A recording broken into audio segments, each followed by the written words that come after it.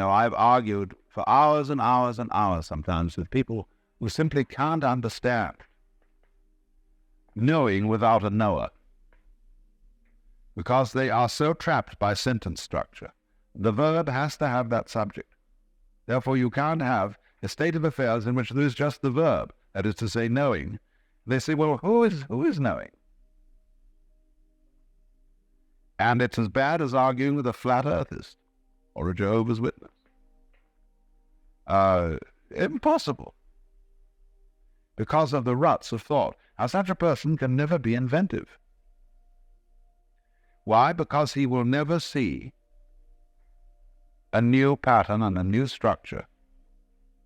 And he won't see one because he's thinking all the time. He's not open to the variations of the actual world. And so he can only see what he's been taught to see. That's why academic psychology is always in a position of bafflement about learning theory. Because if learning is a process of converting new experience into the terms of what you've already learned, you never really learn at all. It's like, according to kind of a narrow-minded aerodynamics, bees cannot fly. Well, there's no way of explaining the aerodynamics of that vibration, but it flies. And you often come up against this when an inventor has an idea and all his colleagues say to him, oh, don't be silly. You can't do that. It just wouldn't work. Well, he says, I've tried it and it does work. Or they say, come on. And very often they won't even try. They'll just say it can't be done. You can get a fantastic dogmatism in the scientific world. And you have to be terribly careful not to upset certain absolutely fundamental, strictly prejudices, which are the result of thinking too much and of getting accustomed to the warm ruts of thought. And so you never could see the new. So this is the real meaning of an open mind. Not merely that you're a liberal sort of guy, but that you can turn off thoughts and yet thus be turned on to reality. Thoughts, you see, belong to the world of symbols. What we experience with our senses is, of course, the physical world, the real world. You may ask me, well, isn't there also a spiritual world? But you must understand that the spiritual world is the same thing as the physical, when the physical is not confused with the symbolic. There is no real difference between the spiritual and the physical. It's all one energy.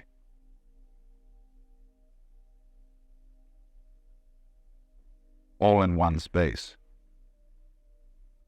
Now, you see, though, the difficulty is that in saying something like it's all one energy, this is really the point. I mean, if you understand that this whole universe is one energy and you're it, you don't really have any much in the way of further problems. I mean, you have a few practical problems, like how to make a good table or a beautiful dress or whatever it is that you're after. But you don't have any more metaphysical problems when you see that. But a person who thinks a lot can't understand that at all. Because he says, well, it doesn't make any difference. If everything is all one energy, let's begin again. I mean, what have you said? Well, of course we haven't said anything. Logically, the statement is pure nonsense. Everything is one energy. So what? But that's only because the person who has received this communication has had it only as a thought. And as a thought, it's again like saying, there is paper under every word on this page. and thinking that that means that paper, paper, paper, paper. But when this is something that emerges from not thinking, and when you see that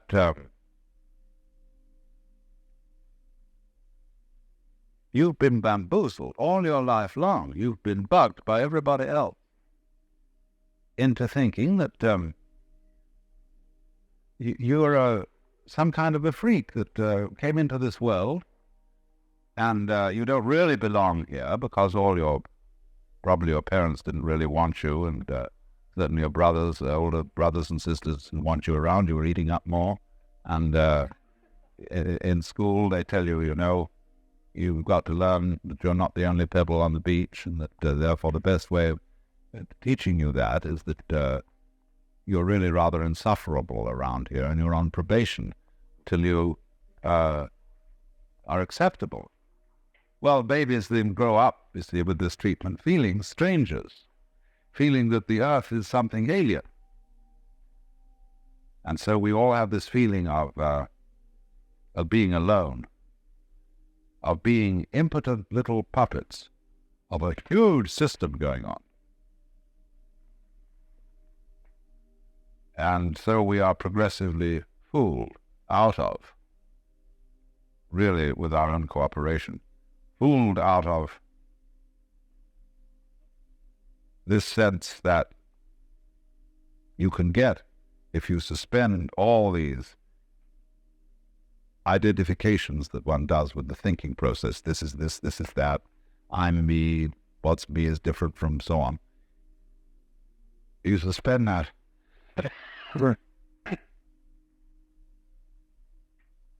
And you see not simply that all those problems and all those definitions of who you are were unreal. There's something else, you see. There's the feeling, beyond having dissipated the illusion, of the sheer joy and delight of this one energy now is realizing itself as you. And how nice that it won't always be doing that, because that would get boring. It'll go like this, you see, and it'll be a different situation altogether. You'll run into a brick wall. Before you know where you are, you're going beep, beep, beep, beep, out of an eggshell. The whole thing is flipped, and you're doing on another track.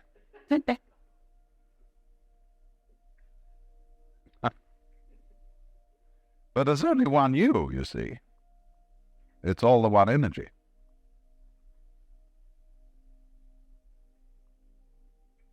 But this is, as I say, difficult to understand logically if you don't understand it experimentally. If you understand it experimentally, it's perfectly clear when somebody says everything is one energy. You see, of course. But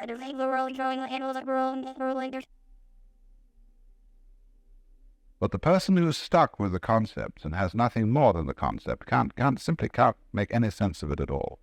And he says, well, you're suffering from a hallucination. We'll proceed to prove, according to his ideas, that what you've achieved in that has made no difference to you or to anything else. And of course he can prove it, because his proof is set up to give just that result. Well then, I got into that at some length, the question of no thinking, because of trying to point out how one must avoid trying to understand space in such a way as to make it a thing. Like a box, you see, which contains all the objects in it. But a no thing like space, is at the same time in cahoots with things. There are two aspects, two poles, two terms of the same one energy.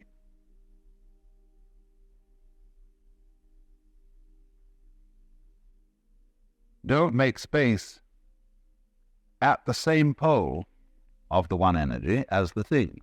It's the opposite pole.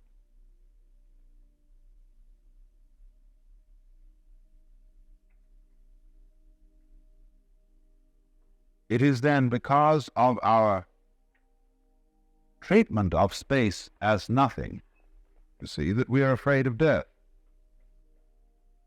We are afraid of that pole of experience, which is unconsciousness, that corresponds to space surrounding the world.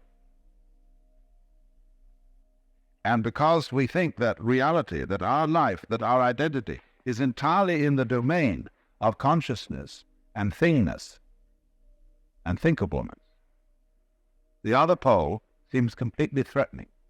Whereas, of course, it is that on which it all depends, because the two poles depend on each other. They energize each other. So when you are scared of the non-being side of things, you are, as it were, frightened of your own mother. Now, of course, you may have reason to be, because there are such things as devouring mothers. But the devouring mother represents the original horror felt for the unknown. And in practice, in human relationships, the devouring type of mother is precisely the person who cannot come to terms with her own unknown. Therefore, she wants to control everything. She wants to see that all her children remain perpetually under her dominance. Or she can't let go. As if she let go, she'd become uncorseted and flop all over the place, as it were.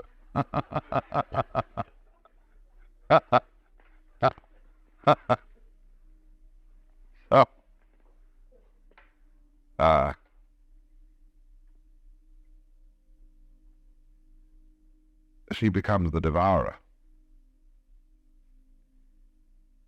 But you always conquer the devourer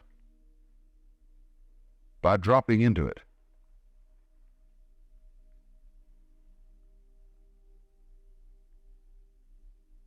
By faith, in other words. Faith in the sense of trust. I don't mean belief. Trust. Drop into space,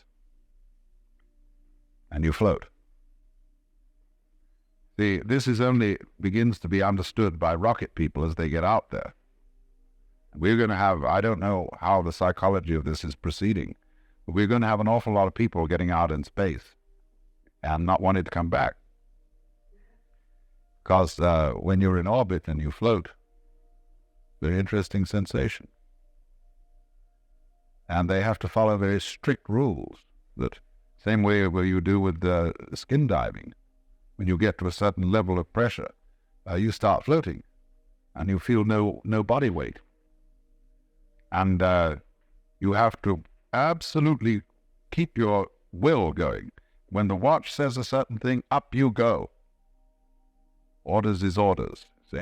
Otherwise you drown in great delight and bliss. So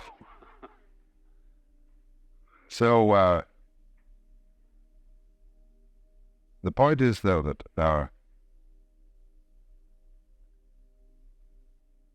we are at the moment looking at space as something to be entered by the tremendous thrust of a rocket. Because that is the attitude of attacking the unknown. And that causes us not to realize that we are already on the most magnificently equipped spaceship, which could hardly be improved upon. It has got a source of temperature and energy just at the right distance from it. It's beautifully equipped with oxygen, with food supplies, with all kinds of delightful things to do while on the journey. And it's traveling through the space at a colossal speed. And it's called the planet Earth. And the art of exploring from the planet Earth depends not on conquering space with rockets and bombs, but on developing greater sensitivity in the place where we are. Lao Tzu said, "Without going out of my house, I know the whole universe." So by clumsy beginnings of this sensitivity are seen in radio astronomy, which instead of trying to leap out of the world, it stays here and gets more sensitive. And eventually, I feel that we shall discover each one of us have inside our heads a radio astronomical contraption of great subtlety. And we shall eventually, the more we use instruments, we shall begin to watch a process which I will call etherealization. What at present we call miniaturization is connected with this. Miniaturization means that electronic equipment becomes smaller and smaller and smaller until what was originally a great box like this becomes a tiny, tiny little thing, little tiny cell. And so in the same way, as certain techniques advance, all kinds of joining lines like wires begin to vanish. See, when radio substitutes for the telephone, all the wires vanish. When the airplane substitutes for road and railway, all the roads and rails are going to vanish. See? And more and more we find means of getting rid of the clumsiness of primitive technology. And then as all this apparatus disappears, we find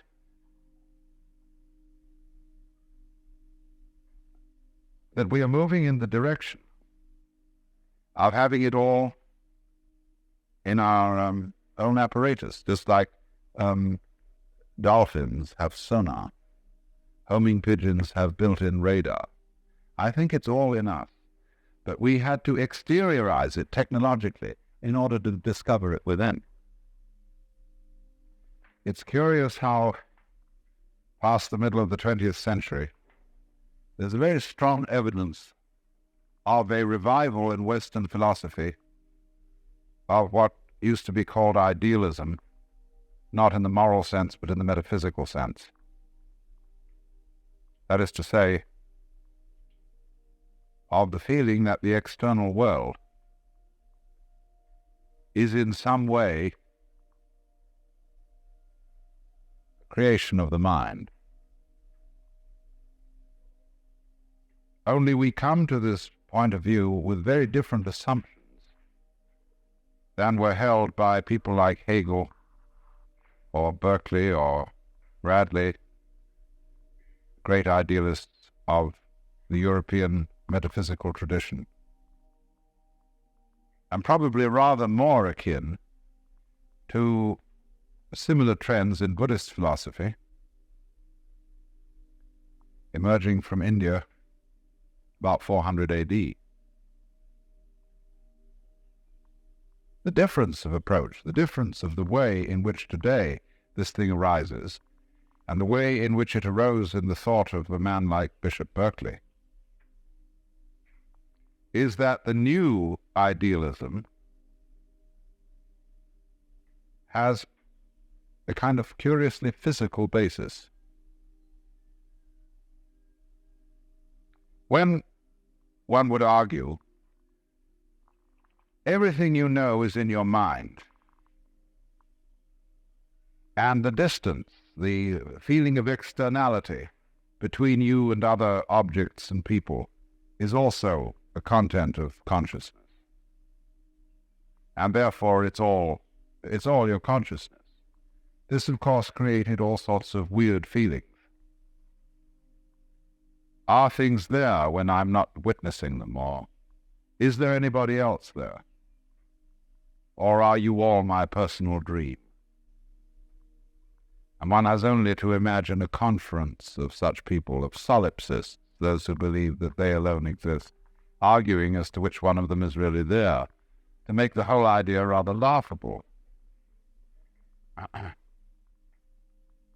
And furthermore, there seemed to be no clarity in such philosophical thinking as to what the term mind or consciousness meant. It had long associations with the miasmic and the gaseous by way of images. Mind and soul and spirit were always vague and formless. And matter, by contrast, was very rugged, craggly. And how these two ever influenced each other, nobody ever could decide. Because all properly behaved ghosts walk straight through brick walls without disturbing either the bricks or the ghost. And so how can a mind incarnate in a material body move that body in any way? This was always a puzzle.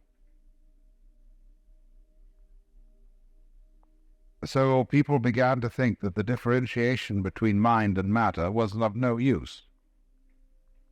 Because actually what happens in making such a differentiation is that you impoverish both sides of it. When you try to think of matter as mindless, or mind as immaterial, you get a kind of a mess on both sides. It's the same way when you get a mystic who's not a bit of a sensualist, and a sensualist is no whit of a mystic. Such a sensualist is boring. Such a mystic is a fanatic. Too spiritual. It's the same when we divide the medical profession from the priesthood. Both are losers. Not just because they lose their so-called opposite half, but the problem is when you separate a doctor from a priest, you do more than create a specialization out of what was originally one field. You create two specializations. Because a priest-physician is more than a priest plus a physician. By having, as it were, the binocular vision from medicine and from religion, he just doesn't see two added areas. He sees the area in 3 dimensions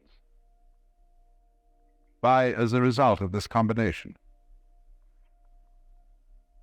Well, in a similar way, when we have the concepts of mind and matter working separately, both are impoverished. Mind becomes vague, kind of gas, psychic gas, and matter becomes mere stuff. But you see, what has enabled us to make a transition is, first of all, above all, I would say, 2 sciences, biology and neurology.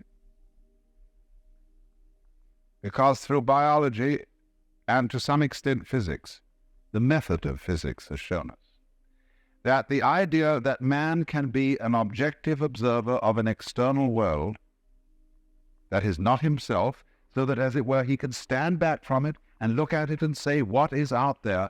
We see that this cannot be done. We can approximately do it, but we cannot really and fully do it for 2 reasons. One, the most important reason, is that the biologist will show us very clearly there is no way of definitively separating a human organism from its external environment. The two are a single field of behavior.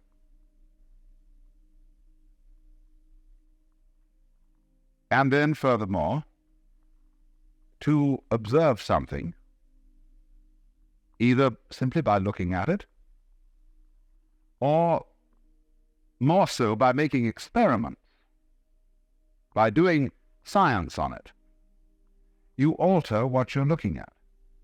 You cannot carry out an observation without in some way interfering with what you observe. It is this that we try when we're watching, say, the habits of birds, to be sure that the birds don't notice us, that we're watching.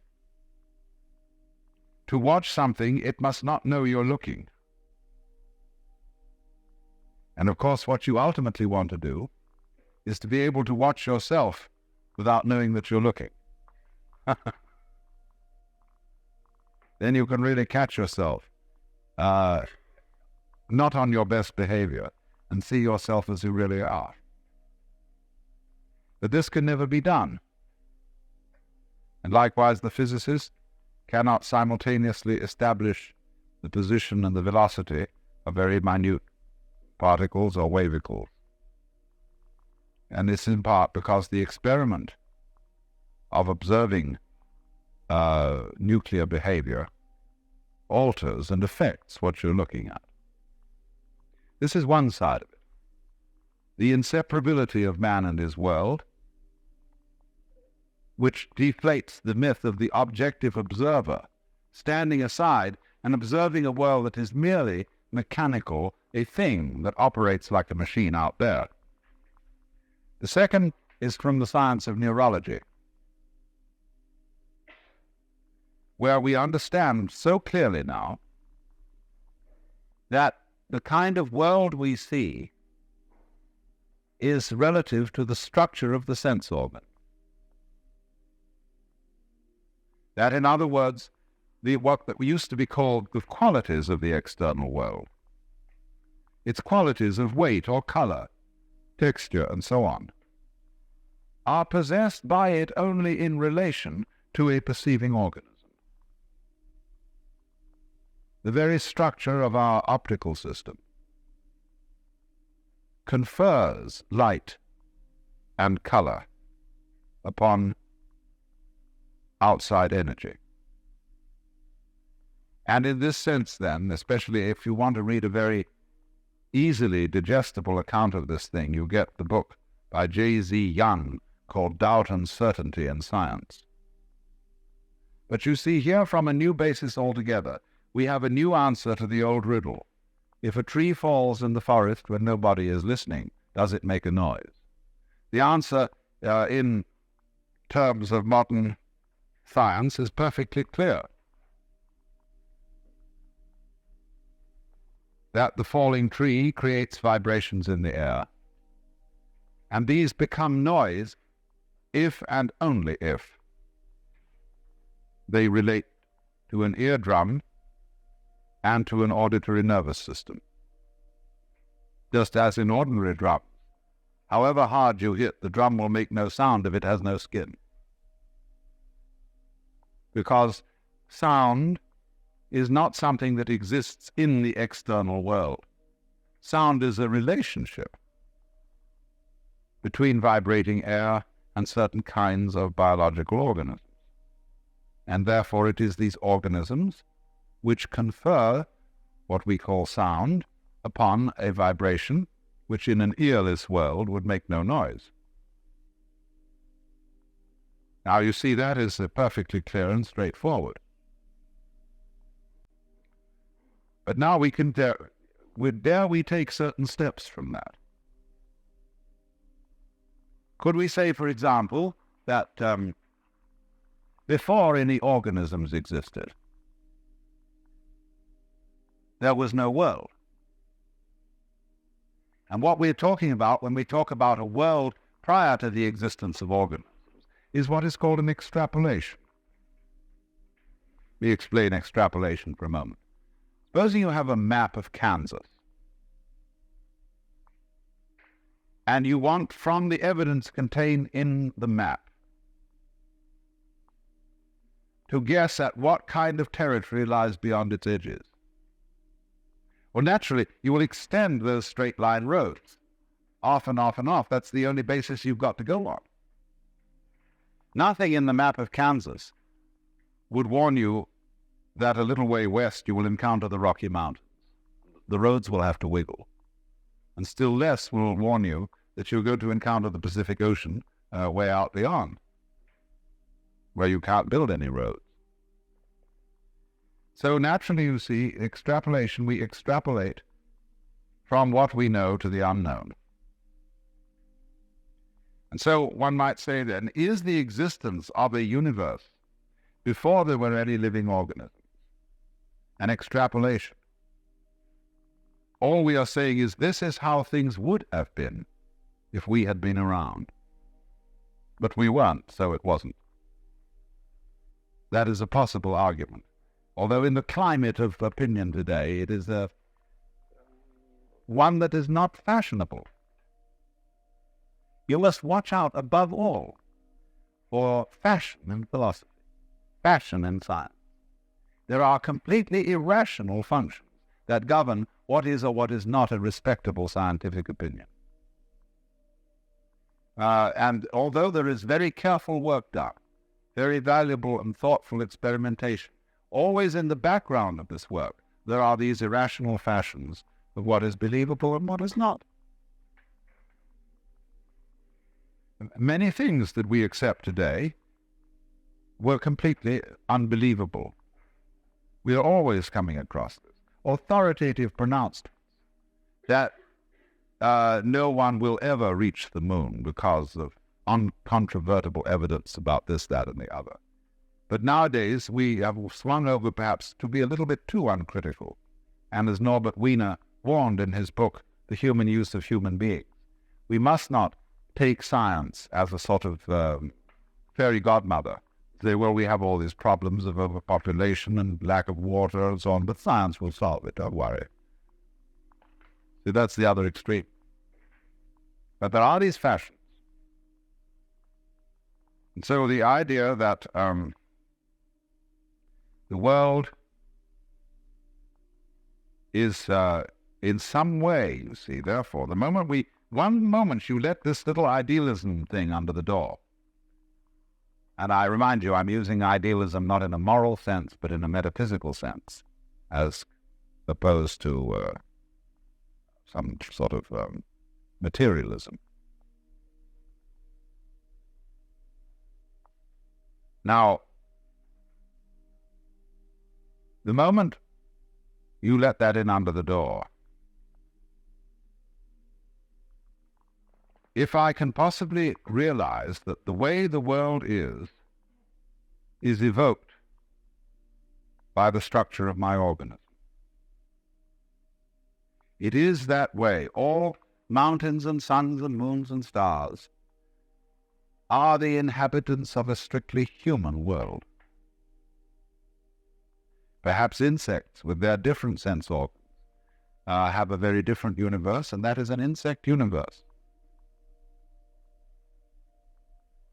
This is, again, it seems to be a recrudescence of what used to be called a pathetic fallacy, which was the attribution of human qualities and emotions to natural phenomena. The wind sighs in the trees. My heart is sad. And somebody comes along and says, it isn't the wind that's sighing, it's you. True and not true. Because you wouldn't be able to sigh if there were no wind. And you sighing and wind blowing go with each other. I've invented this new word, go with, G-O-W-I-T-H, or goes with. It is to replace the idea of causality. Certain things go with each other, and sighing wind goes with a same world in which there are human hearts and human emotions. And if there were not a world with human hearts and emotions, there would be no wind, and if there were no wind, air, there would be no human hearts and emotions. It's a transaction. It's reciprocity. So, in the same way,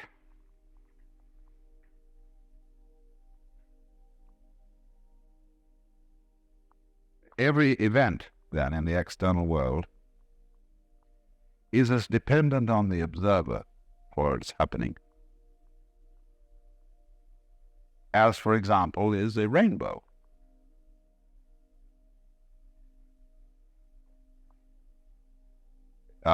You can say,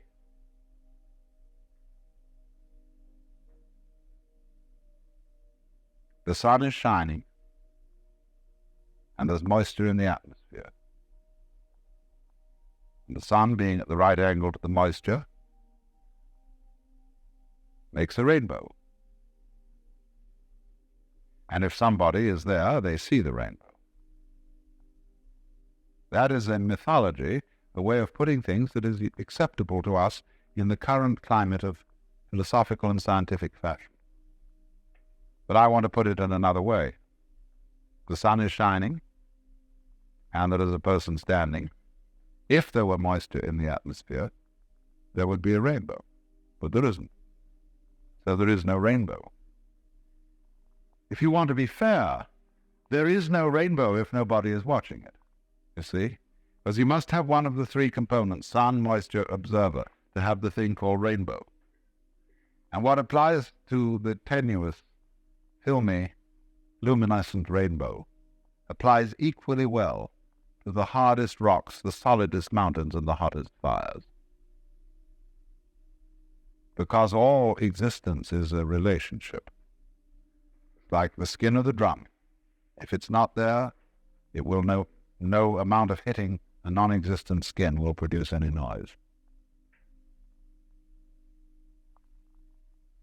So you see, energy is, we can see this. Energy is relationship. We can see the falling fist and the skin of the drum, boing, like that. And if there isn't both the falling fist and the skin, no noise, no existence.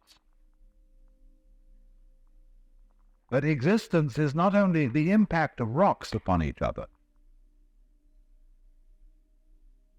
Existence requires, always as its third, you can get the rocks knocking, the sun and the moisture, the tree crashing to the ground, the sun pouring out electrical energy. But none of these things constitute existence until related with the neurological complex.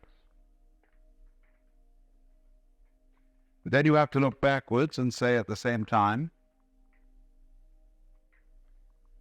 the neurological complex belongs to the same world as the sun. It's a physical pattern, physical behavior, physical energy.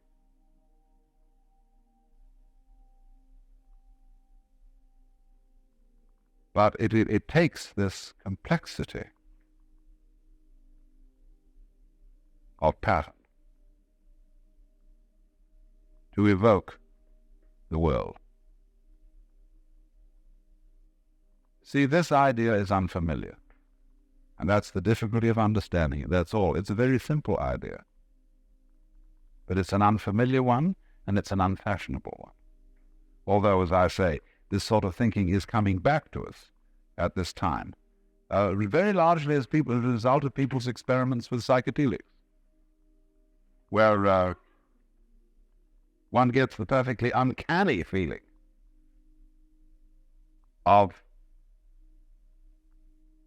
the world and oneself as simply two phases of a single process.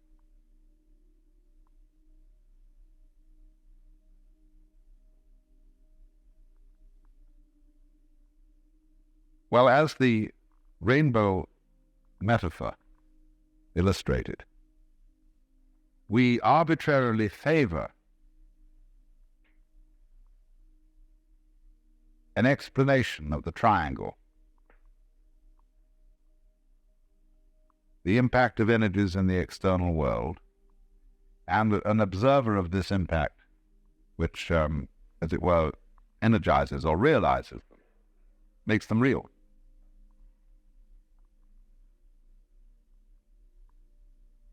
The difficulty that we have in our prejudice that it's the two forces out there that are real, and the observer is irrelevant to the reality of the situation. That's what we're really saying. It goes back to the whole notion that man himself is irrelevant. Man is conceived as something, therefore, that is irrelevant in various ways. He could be said to be irrelevant because he is a spiritual visitor from another world altogether. He could be said to be irrelevant because he's unimportant. He makes very little difference to the total universe. He's very small. But when you get this kind of thinking, you want to go back and ask, why do people want to believe that man is irrelevant?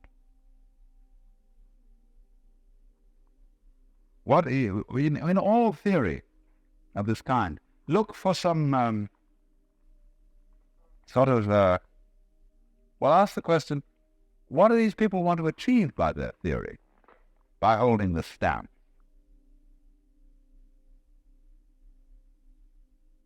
And it was fashionable in the 19th century to look upon man as irrelevant for some very sound political reasons. I may sound a little bit like a Marxist in saying this, but it's when you're on the rampage, you have to believe either that you're the representative of God Almighty and doing everything at His bidding, or that what you're doing isn't really very important. Either position will give you an alibi for behaving like a barbarian. So the great put down on man, that our little affairs are of no concern to God, thank heaven He's not watching anymore. And we can get away with murder, which is what we wanted to do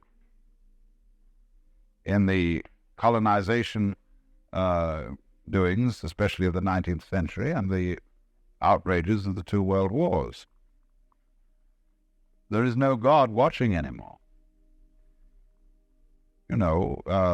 Teacher has gone out, boys. Let's raise hell. That was a way of getting rid of teacher. God is dead. Let's have a drink.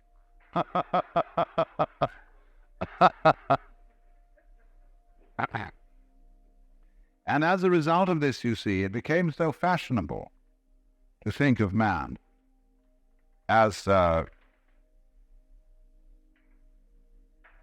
merely unimportant little victim of the cosmic trap, that for a while Western man lost his sense of the dependence of what the Hebrews used to call, he lost his sense of man's position as the head of nature.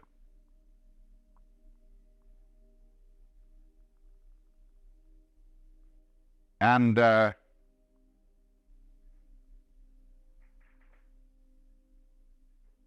when you hear today people's comments on that old myth of man as the head of nature, they come back in a very funny way. They say, oh, that's the most conceited point of view. Man is part of nature. Yes, but why is it that the naturalists who think that man is part of nature are always fighting nature? Because they don't understand what it means to be the head of nature. Every creature is the head of nature in its turn. And we all take turns, because it's taking turns that makes the world go round. Every creature in its turn is the head of nature, because each creature creates the world in its own image.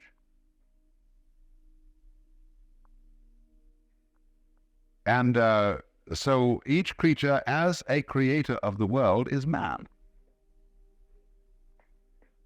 Man simply means the middle position. This is the whole idea of man. The middle way, the mean. And so, wherever is the central point, that is the point called man, just as you are the center of your universe. And as the astrologers explained, that when you wanted to draw the map of the soul, you took the center point occupied by the individual organism. In other words, a date and a time, and that gave you a latitude and a longitude. So in relation to that date and time, how was the universe arranged shows the map of the individual soul. Because the individual is the whole universe considered from this point of view, or focused at this point of view. So, in like way, the cosmic situation of a bee or a mouse puts that mouse in the position of man when the mouse is considered the center of the universe. Now, every point in a curved space-time continuum is the center of the universe. You could see it, although this is only a metaphor and is not quite the right mathematical and physical description. But when you consider the surface of a ball, of a sphere, any point on that surface can be the center.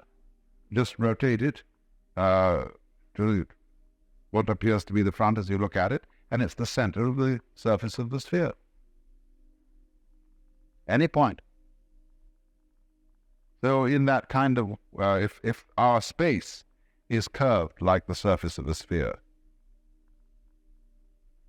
then any point on it may legitimately be considered the center. And so, considered as the center, that is the point called man.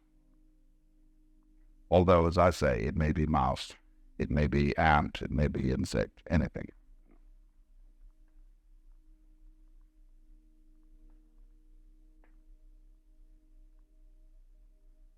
But this becomes inconceivable and unimaginable to individuals who have no experience of themselves as center. And people who insist on the idea of being an objective observer, of standing outside and watching the individual, the world, as a kind of television screen or movie screen upon which there is a distant panorama of passing events. That person, by adopting that position, has excluded himself from the feeling of centrality. In fact, he rather looks down on the feeling of centrality. He says that is the egotistic situation. You think you're the center of everything. But you know, you may call it all sorts of bad names. You may call it the egocentric predicament. But that's the way it is. And it's much less egocentric to accept it than to say, well, I'll go off and play my own eccentric game as an objective observer who is a sort of controller outside the world in that qualitative sense in which the monotheistic God is said to be outside the world.